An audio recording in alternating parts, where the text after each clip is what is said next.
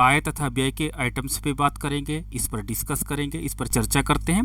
तो वो आप देखिएगा कि क्या होती है।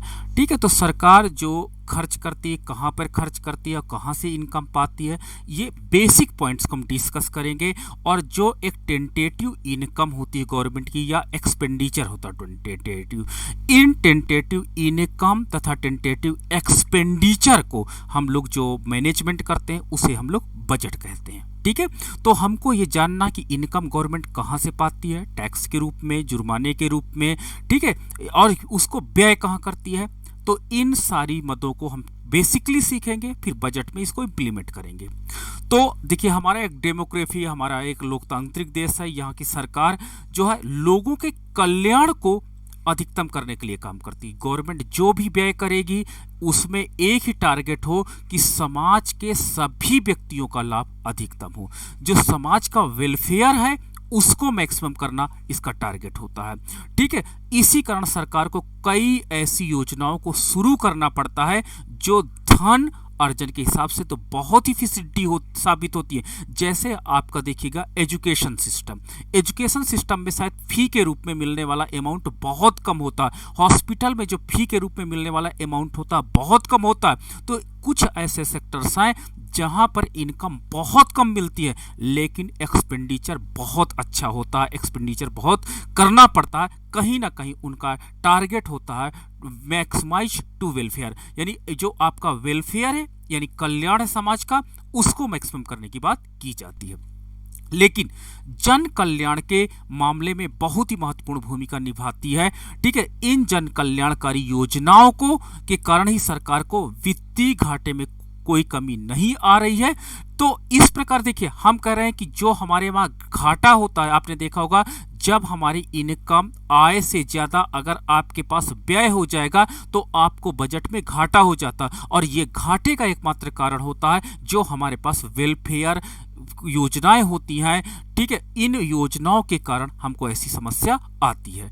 ठीक है, अगर मैं पुराने बजट की बात करता हूं, 2017-18 की बजट में बात करता हूं, तो वहां पर जो आपका फाइनेंशियल डिफिसिट था वो 3.2% था। मैं इनको डिस्कस करूंगा आगे क्या होता है ये टर्मिनोलॉजी। ठीक है, लेकिन 2018-19 में इसे 3% के नीचे लाने का प्रयास किया गया था।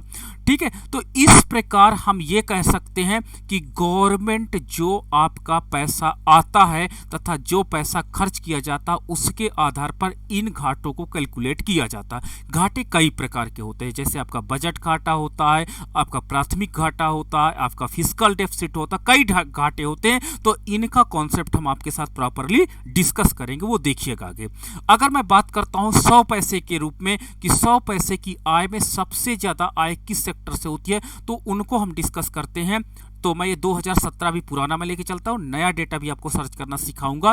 तो 2017-18 में अगर 100 पैसे की बात की जाए कि 100 पैसे कहाँ से गवर्नमेंट को मिले, तो सबसे ज़्यादा आप देखिए कि 19 पैसे यानी 19% भी आप कह सकते हो कि 19% जो इनकम गवर्नमेंट को मिल रही है वो उधारी और अन्य देनदारियों से मिल रही है। मतलब कि वर्ल्ड बैंक, ठीक है, IMF, इंटरनेशनल मॉनेटरी फंड, इस प्रकार की बड़ी बड़ी संस्थाओं से इनको इनकम मिल रही है।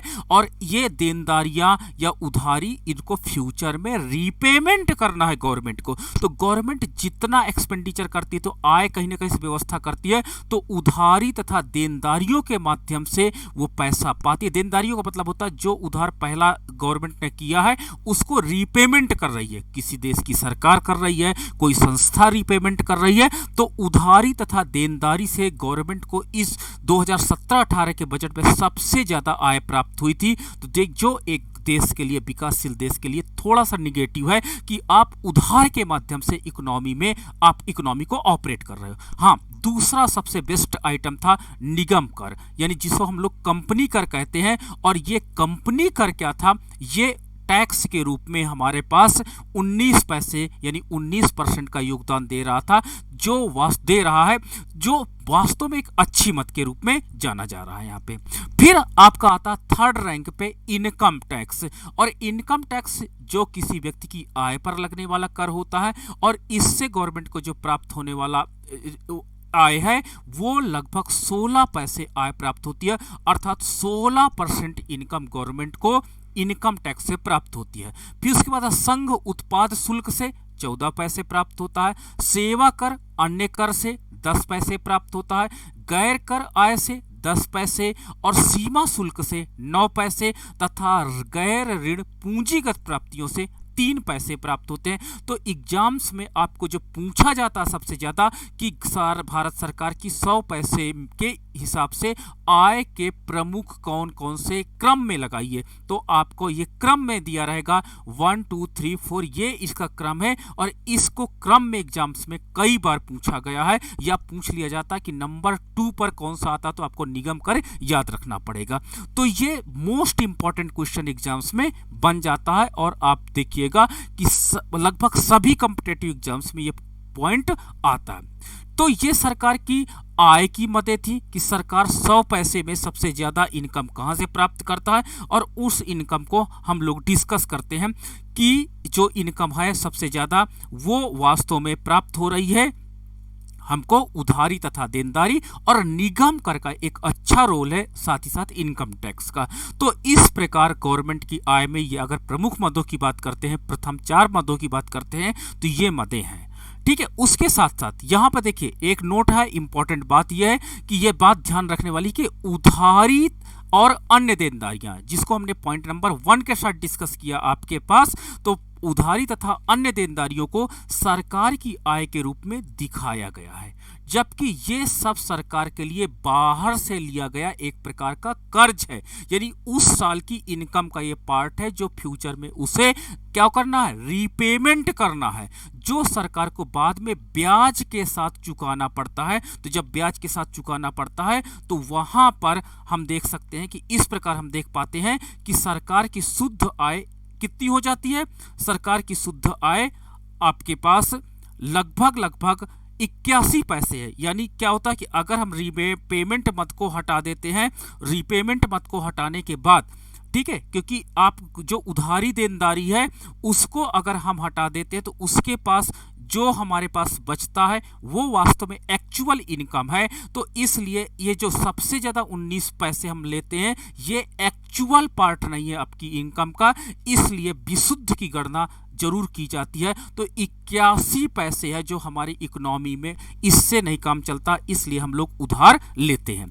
ठीक है, जबकि उधारी से प्राप्त 19 पैसे है, तो ये इकोनॉमी के लिए एक बड़ी विडंबना है और इसको गवर्नमेंट किसी तरह से क्या करना चाहती है, इसको हटाना चाहती है। आपने देखा होगा कि सारे आइटम, चाहे एलपीजी पे सब्सिडी की बात करिए, ठीक है, एलपीजी की सब्सिडी, चाहे पेट्रोल पे सब्सिडी की बात करिए, चाहे आप रासायनिक खादों पर सब्सिडी की बात करिए, कहीं ना कहीं इस उधार से तथा अन्य देनदारियों से इन सब्सिडी को मेंटेन किया जाता था, जिसको गवर्नमेंट बहुत अधिक मात्रा में इन सब्सिडीज को समाप्त करती जा रही, ताकि मेरा आइटम 1 जो है, ये जो हमारे पास है, इसको हम समाप्त कर सकें।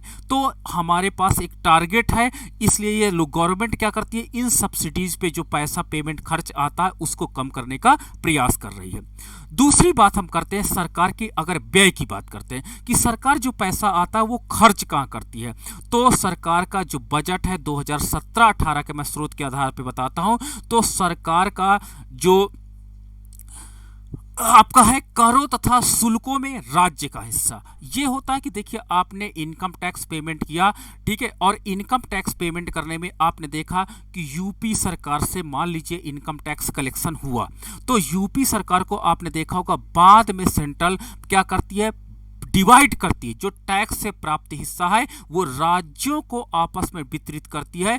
तो इस प्रकार जितना आपको इनकम प्राप्त होती है टैक्स के रूप में, वो 24 पैसे की इनकम को क्या करती है, राज्यों के साथ रीडिस्ट्रीब्यूशन किया जाता है। ठीक है, तो रीडिस्ट्रीब्यूशन हो जाता है, यानी सेंट्रल गवर्नमेंट को जितना पैसा मिलता है उसमें 24 जो पैसा % है वो राज्यों को क्या किया जाता है, भुगतान कर दिया जाता है। फिर आपका ब्याज भुगतान करने में देखिए सेकंड नंबर पर आइटम है आपका टू पे द इंटरेस्ट, 18 पैसे इनकम, यानी 18% इनकम जो है वो केवल और केवल पेमेंट पे, किस पे, इंटरेस्ट पेमेंट पे जाती है, यानी गवर्नमेंट ऑफ इंडिया के पास इतना अधिक लोन है आपके देश से, घरेलू देश के अंदर, ठीक है, विदेशी संस्थाओं से, विदेशी देशों से, कि उसको मूलधन की अब बात नहीं करते, केवल और केवल ब्याज को चुकाने में 18% पैसा खर्च किया जा रहा है।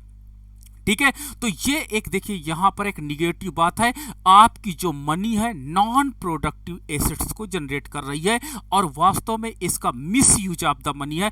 इसलिए गवर्नमेंट क्या करती है कि वो चाहती कि हम विदेश से ज्यादा लोन ना लें ताकि हमको ब्याज का भुगतान ज्यादा ना करना पड़े।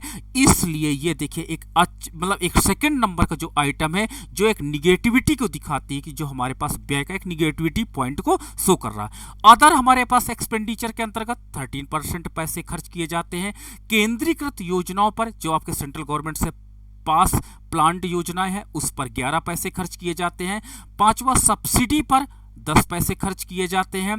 ठीक है जी, देखिए सब्सिडी का भी एक बहुत बड़ा रोल है और सब्सिडी प्रोवाइड करने के लिए गवर्नमेंट यानी 10 पैसे खर्च करती है, यानी 18 और 10 को आप ऐड कर दीजिए तो लगभग 28% मनी केवल और केवल गवर्नमेंट क्या करती है, वीकर सेक्शन के जो समाज में वीकर सेक्शन है उन तक पहुंच बनी रहे, उसलिए क्या होती है सरकार 28% इनकम यानी लगभग 1/3 ऑफ द मनी इकोनॉमी की खर्च करती है। तो कहीं ना कहीं गवर्नमेंट के पास एक प्रकार का मॉनेटरी बर्डन जनरेट होता जाता, कहीं ना कहीं घाटे का रीजन होता। केंद्र प्रायोजित योजनाएं जैसे सेंट्रल गवर्नमेंट द्वारा जो योजनाएं लॉन्च की जाती है, आपने देखा होगा मिड डे मील, आपने देखा होगा मनरेगा, आपने देखा होगा। ठीक है, तो ये योजनाएं होती है तो इसमें सेंट्रल गवर्नमेंट का कुछ ना कुछ शेयर होता है, उसमें 10% खर्च होता है। आप देखिए रक्षा व्यय पर जो आपके पास सुरक्षा का एक मामला होता है उस पर 9% का एक्सपेंडिचर किया जाता है।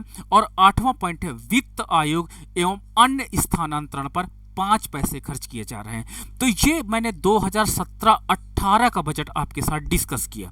ठीक है, 2017-18 का बजट जब आपके साथ मैंने डिस्कस किया तो इसमें आपको ये बात समझ में आई कि वास्तव में जो हमारे पास इनकम तथा एक्सपेंडिचर की जो महत्वपूर्ण मदें हैं वो कहां पे हम लोग खर्च कर रहे हैं। ठीक है, तो इस प्रकार हम देख सकते हैं कि जो आपकी डाल्टन के अनुसार सार्वजनिक आय का संकुचित एवं व्यापक अर्थों में प्रयोग किया जाता है।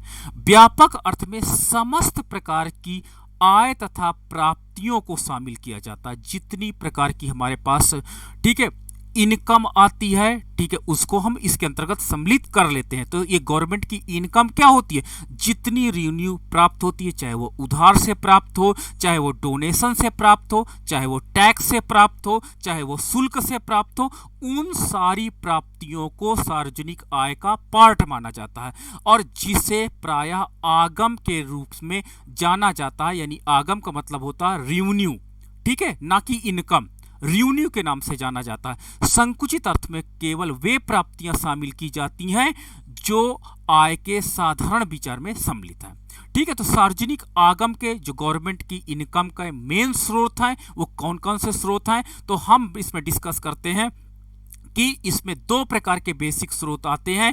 पहला आपके कर स्रोत और दूसरा हमारे पास गैर कर आगम स्रोत। 2 प्रकार के बेसिकली स्रोत हैं और इन दोनों स्रोत के आधार पर सार्वजनिक आगम हमें प्राप्त होता है। ठीक है, अब आपको बाइफर्केशन करना कि कर स्रोत से कितना हमको पैसा मिला और गैर कर स्रोत से हमको कितना पैसा मिला, इन सब पर हम बात करेंगे। किंतु उपर्युक्त सारणी में सार्वजनिक आगम को मुख्यतः 3 रूपों में प्रत्यक्ष आगम, व्युत्पादित आगम तथा अनुमानजनक आगम के रूप में प्रस्तुत किया जाता है। ठीक है, तो ये 3 रूप में हम आगम को देखेंगे। तो अब देखिए पहला कर आगम। कर आगम के अंतर्गत अर्थशास्त्रियों ने सार्वजनिक आगम के विभिन्न स्रोतों में कर आगम को मूल स्रोत कहा है कि जो गवर्नमेंट की आय का मूल स्रोत है वो टैक्स है। इन्होंने कहा कि टैक्स जो होता है गवर्नमेंट की इनकम का सबसे इंपॉर्टेंट रोल होता है और टैक्स से ही उसे सबसे ज्यादा इनकम या आय प्राप्त होती है। ठीक है, इसको संकुचित अर्थ में केवल करों तक सीमित किया जाता है, लेकिन विस्तृत अर्थ में कर आगम के अंतर्गत केवल करों को नहीं बल्कि शुल्क तथा दंड तथा जुर्माना और विशेष निर्धारण आदि को शामिल किया जाता है। तो कर आगम के अंतर्गत आप केवल टैक्स को नहीं इंक्लूड करिए, शुल्क को भी इसमें ऐड करिएगा, इसमें दंड को भी आप ऐड करिएगा जो पनिशमेंट मिलता है, ठीक है, जो जुर्माना आपके ऊपर लगता है वो भी गवर्नमेंट की इनकम का पार्ट होता है। ये सारी इनकम क्या होती है, गवर्नमेंट की ट्रेजरी में जमा होती है और ट्रेजरी के माध्यम से गवर्नमेंट को आय प्राप्त हो जाती है। तो इस प्रकार इसे हम लोग व्युत्पादित आगम भी कह सकते हैं, ठीक है। तो कर आगम की मुख्य मदें निम्नलिखित हैं। पहला है आपका टैक्स, कर आगम के अंतर्गत पहला आपका आता है टैक्स। दूसरा आपका आता है प्रशासनिक आगम, जिसमें आप फीस की बात करते हो, आप शुल्क की बात करते हो, लाइसेंस फीस की बात करते हो, जुर्माना की बात करते हो और दंड की बात करते हैं। एंड विशेष निर्धारण आपने देखा होगा, कुछ स्पेशल प्रकार के टैक्स विशेष परिस्थितियों में लगाए जाते हैं, वो भी गवर्नमेंट की आगम का एक विशेष स्रोत के रूप में जाना जाता है। तो इस प्रकार जो कर आगम होते हैं, कर आगम के अंतर्गत कर तथा अन्य आगमों को भी ऐड किया गया है, ठीक है। कर राजस्व में सरकार के आगम का मूल स्रोत कर है। गवर्नमेंट जब भी अपना इनकम की बात करती है तो टैक्सेबल इनकम की बात ज्यादा करती है, यानी टैक्सेबल इनकम को कलेक्ट करने की ज्यादा बात कहती है, जिन्हें सरकार सार्वजनिक आगम का अति महत्वपूर्ण एवं संकट के समय आगम की गारंटी समझती है।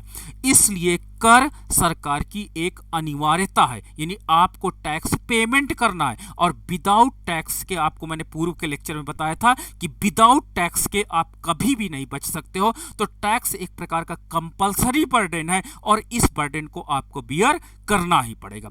इसलिए सार्वजनिक आगम का प्रश्न उठते ही सामान्यतया लोग करों को सरकार के आगम का मुख्य स्रोत बतलाने लगते हैं, ठीक है, क्योंकि गवर्नमेंट को most of the income tax से मिलती है। इसलिए लोग कहते हैं कि नहीं, गवर्नमेंट की इनकम का मुख्य स्रोत कर है, लेकिन कर के अलावा अन्य मदें भी हैं जिससे गवर्नमेंट को आय प्राप्त हो जाती है। प्रोफेसर टेलर ने कहा था, कर आगम को सरल शब्दों में निम्न प्रकार से कहा जा सकता है कि कर वे अनिवार्य भुगतान है जिसके बदले में करदाता को कोई प्रत्यक्ष लाभ की आशा किए बगैर चुकाना पड़ता है। जैसे हमने कहा कि ए व्यक्ति ने टैक्स पेमेंट किया, ए व्यक्ति ने टैक्स अगर पेमेंट किया तो उसके बदले में कोई रिवार्ड मिले, इट इज नॉट कंपल्सरी, ठीक है। यही एक टैक्स की बेस्ट डिफिनीशन होती है कि टैक्स एक प्रकार का अनिवार्य भुगतान है और जिसके बदले में आप कुछ भी रिवार्ड की या कुछ भी उसके प्रतिफल में प्राप्त करने की आशा नहीं कर सकते हैं। तो इस प्रकार कर जो सरकार के मुख्य आगम का स्रोत है, उन्हें दो रूपों में विश्लेषित किया गया है और वो आपके हमने डिस्कस किया था, प्रत्यक्ष कर तथा अप्रत्यक्ष कर। तो आपने देखा होगा प्रत्यक्ष कर का शेयर वहां पर कितना अधिक था जो आपने आयकर के रूप में वहां पर देखा था, और अप्रत्यक्ष कर भी भारत में बहुत अधिक इंप्लीमेंट किया जाता है ताकि गवर्नमेंट को रेवेन्यू काफी अधिक कलेक्शन करके दे सके। तो इस प्रकार प्रत्यक्ष कर तथा अप्रत्यक्ष कर दो प्रकार के कर होते हैं जो गवर्नमेंट के टैक्स रेवेन्यू का एक बेसिक पार्ट बनते हैं और जो काफी अधिक इनकम रेवेन्यू कलेक्शन में सहयोग करते हैं। प्रत्यक्ष करों में जहां हमने आपसे डिस्कस किया था आयकर की, जहां पर हमने आपसे डिस्कस किया था संपत्ति कर को, जहां पर हमने डिस्कस किया था मृत्यु कर को, ठीक है। वहीं अप्रत्यक्ष करों में हमने आपसे डिस्कस किया था उत्पादन कर को, आपसे डिस्कस किया था व्यापार कर को जिसको सेल्स टैक्स कहते हैं, वर्तमान में जीएसटी में कन्वर्ट हो चुका है, मनोरंजन कर को, इंटरटेनमेंट टैक्स को, सीमा शुल्क को, आयात व निर्यात शुल्क को आदि। तो इस प्रकार ये गवर्नमेंट की इनकम का डायरेक्ट टैक्स और इनडायरेक्ट टैक्स एक मेजर पार्ट बन जाते हैं और इससे गवर्नमेंट को एक ह्यूज रेवेन्यू प्राप्त हो जाती है। अब बताइए प्रशासनिक आगम की बात करते हैं। प्रशासनिक आगम का मतलब होता है कि ये एक प्रकार का फी, दंड या जुर्माना होता है।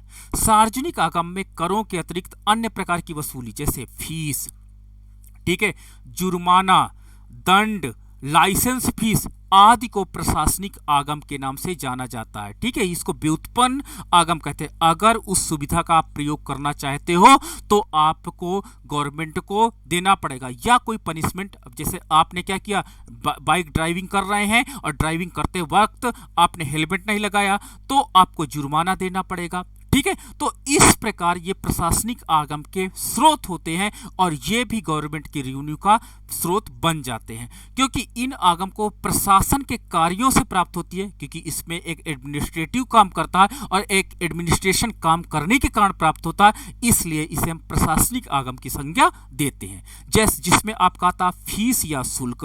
ठीक है, आपने देखा होगा कॉलेज स्कूल्स में फीस इंप्लीमेंट की जाती है, तो इसके बदले में आपको सुविधाएं देना अनिवार्य है। जैसे जो बच्चा फीस जमा करता है, आपने क्या किया, उसको एजुकेशन प्रोवाइड किया। ठीक है, जो आपने जैसे बिजली में है, आपने फीस या चार्जेस शुल्क प्रोवाइड किया तो आपको बिजली का कनेक्शन प्रोवाइड किया गया। तो फीस या शुल्क वो भुगतान होता है जिसके बदले में आपको अनिवार्य रूप से उसका लाभ दिया जाना अनिवार्य है। जबकि टैक्स के अंतर्गत अगर आप टैक्स पेमेंट करते हो तो टैक्स के बदले में आपको कुछ भी प्राप्त हो जाए ये अनिवार्य नहीं है। तो सार्वजनिक आगम में फीस या शुल्क का प्रमुख स्थान है। 301 एक ऐसा अनिवार्य भुगतान है जो सरकार द्वारा प्रदत्त किसी विशेष लाभ के बदले आंशिक या पूर्ण लागत के बराबर व्यक्ति अथवा संस्था से वसूल की जाती है। इसलिए फीस अथवा शुल्क विशेष लाभ की लागत है जो किसी व्यावसायिक सेवा का भुगतान नहीं अपितु प्रशासनिक सेवाओं के भुगतान के प्रतिफल में आपको पेमेंट करना पड़ता है। ठीक है, तो ये फीस और शुल्क आपका हो गया। इसकी विशेषता क्या है? फीस करों की भांति एक अनिवार्य भुगतान है। ठीक है, जैसे टैक्स आपको कंपलसरी बर्डन है, उसी प्रकार फीस भी आपको पेमेंट करना है, लेकिन कर के पीछे आपको लाभ मिले ये अनिवार्य नहीं है, लेकिन फीस के पीछे आपको लाभ मिले ये अनिवार्य है। फीस सेवाओं के बदले का भुगतान है, मतलब कि कुछ ना कुछ आप इससे लाभ प्राप्त करते हैं, उससे जो प्राप्त होता है उसको भुगतान इसमें किया जाता है। फीस का भुगतान सेवा लागत का अंशदान है, जैसे स्टाम्प ड्यूटी। ठीक है, तो स्टाम्प फीस क्या होता है कि आपने सेवा लागत है तो आपने उसकी सेवा लिया, इसलिए आप उसका भुगतान कर रहे हैं। ठीक है, लाइसेंस फीस, सामान्य भाषा में फीस व लाइसेंस फीस के मध्य अंतर नहीं किया जाता है। ठीक है, आपने देखा होगा गाड़ियों का लाइसेंस आप बनवाते हो, ठीक है, फीस और लाइसेंस में कोई अंतर नहीं होता है, लेकिन इसमें कुछ बेसिक्स अंतर हैं वो हम देखते हैं। तो लाइसेंस फीस व सामान्य फीस में अंतर कुछ होता है, बेसिक अंतर। वो अंतर क्या है? फीस अथवा शुल्क सरकार द्वारा प्रदत्त किसी विशेष सुविधा के बदले वसूल किया जाता है, जबकि लाइसेंस फीस की प्रकृति भिन्न है। ठीक है, इसमें क्या होता है? विशेष सुविधाएं प्रोवाइड की जाती है और विशेष सुविधा के बदले में जो कुछ इंप्लीमेंट किया जाता है वो आपकी फीस या शुल्क होता है, लेकिन लाइसेंस फीस की प्रकृति भिन्न है। आपका लुट जी का मत है कि फीस या लाइसेंस उन मामलों में देय होती है जब सरकार किसी कार्य को संपन्न कराने हेतु कोई सुविधा नहीं देती है। ठीक है, वरन व्यक्ति या संस्था को कार्य करने की अनुज्ञा प्रदान करती है। जैसे व्यापार में आपने देखा होगा कि आप कोई व्यापार करना चाहते हो तो आप परमिशन लेते हो, सरकार आपको कोई और हेल्प नहीं करेगी, केवल और केवल आपको परमिशन प्रोवाइड करेगी, तो वो कहते हैं लाइसेंस बनवाना। लेकिन शुल्क के बदले में सरकार आपको कुछ ना कुछ बेनिफिट अवश्य देगी। तो एक प्रकार से ये लाइसेंस फीस जो होती है एक प्रकार की परमिशन फीस होती है।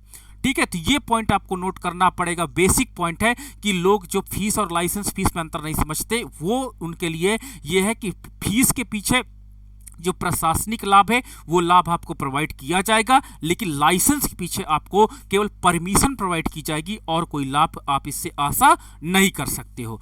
ठीक है, तो निर्यात लाइसेंस, आयात लाइसेंस आपने देखा होगा ये परमिशन दे दी जाती है, और निर्यात और आयात के लिए आपको स्पेशल पैकेज अलग से मिल सकते हैं, लेकिन इसका पार्ट, लाइसेंस का पार्ट कभी नहीं हो सकता है। उद्योगों में पर्यावरण प्रदूषण मुक्ति लाइसेंस, ठीक है, आयुध लाइसेंस इत्यादि। तो लाइसेंस एक प्रकार का परमिशन लेटर होता है जो आपको व्यापार या अन्य क्रियाकलापों के लिए मदद करता है, लेकिन कभी भी ये इसमें प्रशासन आपको हेल्प कर या प्रशासन से आप हेल्प की अपेक्षा नहीं कर सकते हो।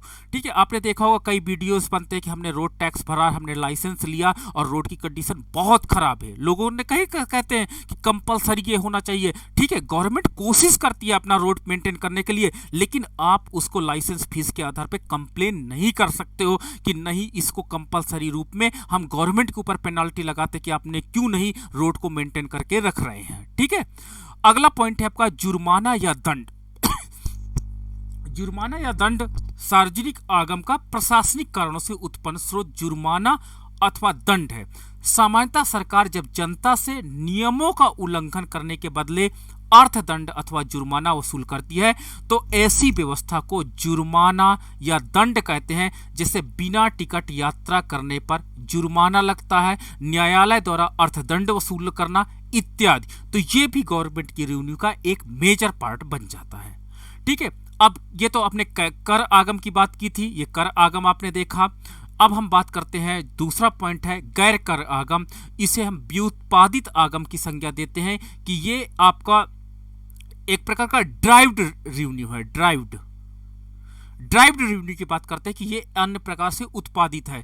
तो गैर कर आगम सरकार के महत्वपूर्ण स्रोत, मतलब कम महत्वपूर्ण स्रोत नहीं है, ये भी बहुत इंपॉर्टेंट स्रोत के अंतर्गत माने जाते हैं। और इसके अंतर्गत जैसे कर और फीस को सरकार बलात् वसूल करती नहीं, आप कंपलसरी है, उसी प्रकार से इसको बलात् सरकार वसूल नहीं करती है। प्रायः सरकार ऐसे आगम को सार्वजनिक क्षेत्र, सार्वजनिक उद्योगों, क्षतिपूर्ति या जप्ती तथा उपहार के रूप में प्राप्त करती है। ठीक है, इसलिए सरकार को ऐसा आगम उसके बाप्तियों कार्यों पर निर्भर होता है। यदि सरकार के उत्पादन एवं सेवाओं संबंधी क्रियाएं विकसित हैं तो निश्चय ही ऐसे आगम लाभकारी होंगे। ठीक है, तो इसके विपरीत उत्पादन तथा सेवाएं अत्यंत न्यून है तो गैर कर आगम शून्य हो गए। तो गैर कर आगम इसके अंतर्गत हमने बताया ना कि जो पब्लिक सेक्टर की कंपनियां हैं, जैसे वो कंपनियां, जैसे बिजली कंपनी है पब्लिक सेक्टर की, एक अपना ज़्यादा सर्विस प्रोवाइड करती है। आपकी गवर्नमेंट की रोडवेज बस है वो रेवेन्यू जनरेट करके देती है, रेलवे है रेवेन्यू जनरेट करके देती है। तो ये नॉन टैक्स इनकम के अंतर्गत होती है और गवर्नमेंट की इस प्रकार की जितनी अधिक सर्विसेज होती हैं उसके बदले में सरकार को बहुत अधिक सेवाएं भी प्राप्त होती है। तो गैर कर आगम के मुख्य स्रोत निम्नलिखित हैं। कौन कौन से हैं? सार्वजनिक उपक्रम, जितने गवर्नमेंट की कंपनीज हैं, ठीक, गवर्नमेंट की कंपनीज हैं, उन कंपनीज को जितनी इनकम मिलती है वो वास्तव में गैर कर आगम के अंतर्गत रखा जाता है। तो गैर कर आगम के अंतर्गत जब हम इनकी बात करते हैं तो सरकार ने सार्वजनिक उपक्रमों को स्थापित करके उत्पादन वृद्धि के अनवरत प्रयास किए हैं। फलतः विविध सार्वजनिक उपक्रम एवं व्यावसायिक प्रतिष्ठान स्थापित हो चुके हैं। इन उपक्रमों से उत्पादित माल को विक्रय करने के बाद जो आय प्राप्त होती है वो सार्वजनिक या लोक आगम कहलाती है। ठीक है, तो गवर्नमेंट की जैसे बीएसएनएल कंपनी से प्राप्त इनकम को आप गैर कर आगम के स्रोत के अंतर्गत रख सकते हैं और ये एक प्रकार का एक अच्छा पार्ट होता है। इसमें सर्विसेज भी शामिल होती हैं, गवर्नमेंट द्वारा प्रोवाइड की जाने वाली सेवाएं। ठीक है, इनमें वस्तुओं एवं सेवाओं के विक्रय मूल्य से जो आय प्राप्त होती है उसे सार्वजनिक उपक्रमों से प्राप्त आगम अथवा मूल्य आगम भी कहकर संबोधित करते हैं। जैसे सार्वजनिक उपक्रम आयुध निर्माण, लोहे एवं इस्पात, भारी इंजीनियरिंग सेवाएं, रेलवे, सड़क परिवहन, डाक तार सेवाएं, दूर संचार, बैंकिंग सेवाएं आदि से प्राप्त आय को इसके अंतर्गत सम्मिलित किया जाता है। ठीक है, सरकारी संपत्ति से प्राप्त आगम, जब सरकार स्वयं संपत्ति, जैसे भूमि सरकार की, गवर्नमेंट की भूमि है, गवर्नमेंट का कोई भवन है, गवर्नमेंट के जंगल है आदि से लगान वसूल करके, तो सरकार के ये भी आगम का एक स्रोत है। आपने देखा होगा कि सरकार के पास जो जमीन होती है उसका टेंडर जारी करती है, 1-2 साल के लिए लीज पे जारी करती है और उसके परिणाम स्वरूप एक भारी मात्रा में उसको रेवेन्यू जनरेट होती है। दूसरा, जंगलों में प्राप्त होने वाली लकड़ियों को ये नेशनल और इंटरनेशनल मार्केट में बेचती हैं, इससे भी गवर्नमेंट को काफी अधिक इनकम प्राप्त होती है। तो ऐसे आगम को सरकारी संपत्ति से आगम कहते हैं। अर्थशास्त्र में ऐसे आगम को विस्तृत रूप में निम्नलिखित वर्णन करते हैं। जैसे सरकारी संपत्ति पर, जैसे भूमि पर प्राप्त लगान, आपने देखा होगा रोड के किनारे, आपने देखा होगा जट्रोफा की खेती इस समय बहुत ज्यादा हो रही, तो सरकार कहीं ना कहीं लीज पर वो भूमि को देती है और चाहती है कि उससे गवर्नमेंट को ज्यादा से ज्यादा रेवेन्यू प्राप्त हो। वो भूमि चाहे कृषकों की भू स्वामित्व संबंधी हो, आपने देखा होगा गवर्नमेंट रेंट लगाती है और वो इनकम का एक अच्छा पार्ट बनता है। सरकारी भूमि जिसे किराए पर दिया गया हो, सामूहिक अथवा सहकारी खेती की भूमि इस श्रेणी के अंतर्गत आती है। और इसी प्रकार भवन के रूप में सरकारी उद्योगों के भवन, सरकारी बस्तियां, श्रमिकों की बस्तियां आदि पर किराया वसूल किया जाता है। इतना ही नहीं, वनों पर लगान देय होता है, और यदि पशुओं को चराने की छूट वनों में दी जा रही तो इसके बदले भी सरकार किराया वसूलती है। वनों की भूमि पर लगान की प्रक्रिया अभी सामान्य प्रचलन में नहीं है। ठीक है, तो इस प्रकार गवर्नमेंट के जो रेवेन्यू का स्रोत होता है गवर्नमेंट की संपत्तियों से मिलता है, और इन संपत्तियों के आधार पर गवर्नमेंट को एक अच्छी रेवेन्यू प्राप्त हो जाती है। फिर आपने देखा होगा गैर कर स्रोत के अंतर्गत क्षतिपूर्ति या जप्ती। क्षतिपूर्ति या जप्ती आपने देखा होगा कुड़की जिसको कहते हैं ना, कि आप नीलामी हो गई, तो ये भी वास्तव में गैर कर के अंतर्गत गवर्नमेंट को प्राप्त हो जाती है। सार्वजनिक आगम में गैर कर आगम स्रोत के रूप में क्षतिपूर्ति अथवा जजबी के अत्यंत महत्वपूर्ण आगम है। आगम सरकारी संपत्तियों को नुकसान पहुंचाने वाले व्यक्ति संस्था से वसूल किया जाता है। ठीक है, जैसे आपने गवर्नमेंट को कोई क्षति पहुंचाई तो आपसे वो सारी चीजें वसूल करेंगे। इस प्रकार जब्ती सरकारी आगम का स्रोत है। सरकार को गैर कानूनी रूप पर अनधिकृत रूप में सोना अथवा धन, जिसे हम काला धन रखने वाले व्यक्तियों, संस्था से समग्र सोना तथा धन जब्त कर लिया जाता है, ऐसे आगम को क्षतिपूर्ति अथवा जब्ती कहते हैं। आपने देखा होगा कि ब्लैक मनी वो मनी होती है जो टैक्सेबल होती है, बट आपने टैक्स उस पर नहीं पेमेंट करते, वो मनी को आप कहते हैं ब्लैक मनी में के रूप में जाना जाता है। और गवर्नमेंट इनकी जब जब्ती कर लेती है, इनकम टैक्स विभाग जब आप पे रेट डालता है, तो उसके परिणाम स्वरूप ये क्या होता है, इनकम जो जनरेट पाई जाती है, इसको भी गैर कर स्रोत के अंतर्गत रखा जाता है।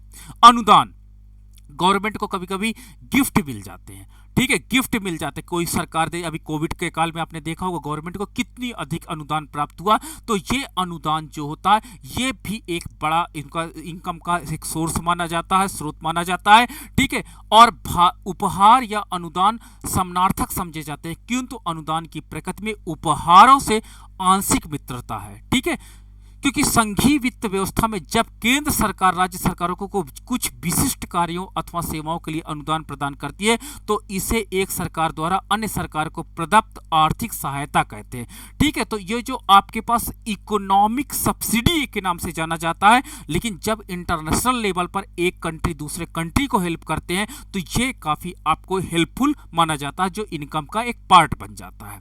तो इस प्रकार जो आपका अनुदान हो गया, आपका एक प्रकार का सहायता हो गई, और एक प्योर आपका गिफ्ट हो जाता है, जो सार्वजनिक आगम में उपहार एक प्रमुख गैर प्रधान है, जो स्वेच्छा से व्यक्ति अथवा संस्था द्वारा सरकार को उपहार के रूप में प्राप्त होता है। प्रायः लोग देश के आर्थिक संकट, युद्ध की अवस्था, आपातकाल में ऐसे उपहार प्रदान करते हैं। तो आपने देखा होगा कि हमारे देश में जब आपातकाल पड़ा था कोविड-19 में, बहुत अधिक मात्रा में उपहार प्रदान किए गए थे। अन्य शब्दों में इसे हम लोग दान भी कहते हैं। ये प्रत्यक्ष रूप में सरकार की आय में शामिल नहीं होते हैं, प्रत्यक्ष रूप में सरकार की आय में शामिल होते हैं।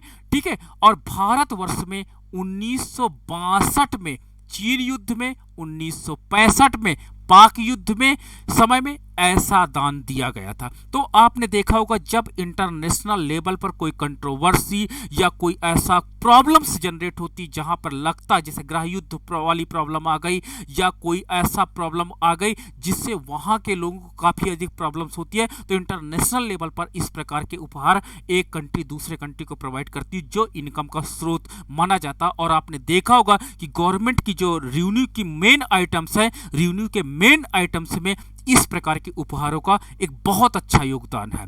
तो इस प्रकार उत्तरकाशी में भीषण भूकंप के समय जनता ने सरकार को दान दिया था। कुछ भारतीयों को विदेशों में उपहार राशि प्राप्त होती है, उन्हें उत्कृष्ट कार्यों के लिए दी जाती है। इस प्रकार एक देश से दूसरे देश को उपहार प्रदान किया जाता है और ये एक प्रकार से इनकम का सोर्स बन जाता है।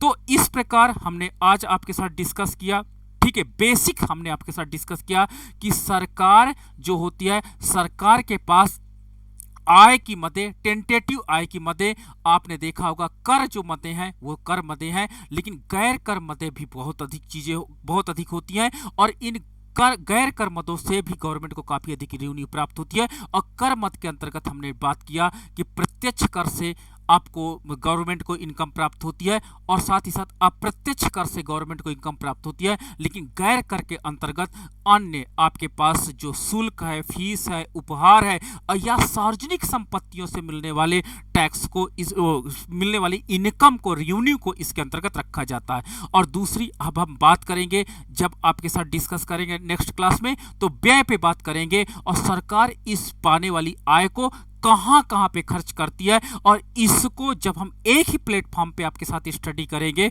तो वो कहलाएगा आपका बजट कहलाएगा, कि आय और व्यय की सारी मदों को जब हम एक प्लेटफॉर्म पे जोड़ देंगे, एक प्लेटफॉर्म में आपके साथ डिस्कस करेंगे, तो वो कहलाता है बजट। और इसी बजट के कॉन्सेप्ट को मैं अगर आपके साथ डिस्कस करता हूं कि अगर सरकार का जो बजट होता है, अगर आय की मदें तथा व्यय की मदें दोनों मदें बराबर हैं, तो इन मदों को हम संतुलित बजट कहेंगे।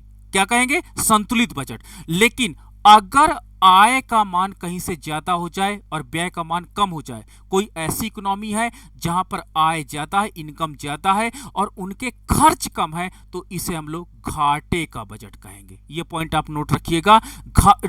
ये सरप्लस का बजट, ये बचत का बजट कहलाएगा, बचत का बजट कहलाएगा। और अगर आपका व्यय का मान ज्यादा है और आय का मान कम है, तो ये आपका घाटे का बजट कहलाएगा।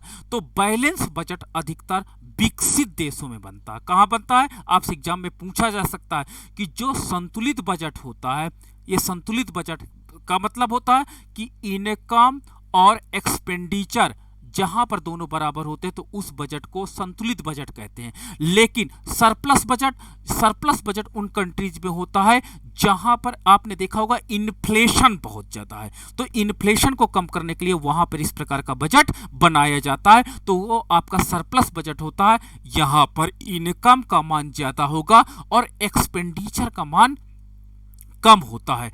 ठीक है, तो इनकम जितना प्राप्त होती है गवर्नमेंट को, उससे कम खर्च करती है, तो वो आपका सरप्लस बजट कहलाता है। और भारत जैसे कंट्री में जहां पर डेफिसिट बजट बनाया जाता है, तो डेफिसिट बजट वो बजट होता है जिसमें एक्सपेंडिचर का मान ज्यादा होता है, खर्च सरकार के ज्यादा होते हैं और प्राप्त होने वाली इनकम कम होती हैं, तो ये आपके पास डेफिसिट बजट होता है। तो ये कॉन्सेप्ट आप जरूर याद रखिएगा कि कौन सा बजट होता है। क्लासिकल अर्थशास्त्री जो हमारे पूर्ववर्ती अर्थशास्त्री जो थे, वो संतुलित बजट के बड़े हिमायती थे, लेकिन आधुनिक अर्थशास्त्रियों ने कहा कि नहीं, हमको घाटे का बजट बनाना चाहिए। लेकिन जैसे हमारे देश में बेरोजगारी और इनकम जनरेशन की समस्या समाप्त हो जाएगी, वैसे ही हम इस प्रकार के बजट को संतुलित बजट में या सरप्लस बजट में कन्वर्ट कर देंगे, तो ये एक कंट्री के लिए अच्छा हो जाएगा और बेस्ट माना जाता है इस प्रकार का बजट। तो ये तीनों बजट के कॉन्सेप्ट हम आपके साथ डिस्कस करेंगे। और भारत में आज भी फिस्कल डेफिसिट की बात क्यों की जाती है, फिस्कल बजटिंग की बात क्यों, डेफिसिट बजटिंग की बात क्यों की जाती है, ये कॉन्सेप्ट आपको क्लियर हो गया होगा।